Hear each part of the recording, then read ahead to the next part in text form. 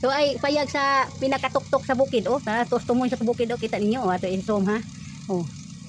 Tanawa. Di payag dito. Ana ako payag na oh.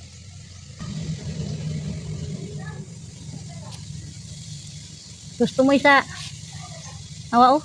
Naka na may lubi nga duha. Na mo ni payag oh. Tapos kinatumyan sa kaning kuan mo na dapita ang kaning yuta sa akong lola kani adto. Naa diha dapita ang busay, naa po diha dapita ang yuta sa akong mama nga yuta kani adto sa akong apuhan. O karon gibahin-bahin na og ang tag-iya mga anak na og nga ako ikagaw nga nakapalit. Nya na bay lang mama. Na nagpalan master sila silang basak na oh. Wa na magbasak si ate kay gikapoy na si ate nga. Sige ka lunok.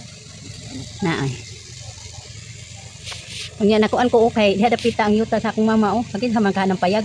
Na po diha dapit ang busay kato ganing busay ang giadtoan. Na diha ang ubos ana busay na. Kaniya to daghan kay na siya kaning lansones, kay mito, mga pinya, daghan kay na kaniya to nga ako pang apuhan ang nag-atiman anang yuta. Daghan kay nagduma.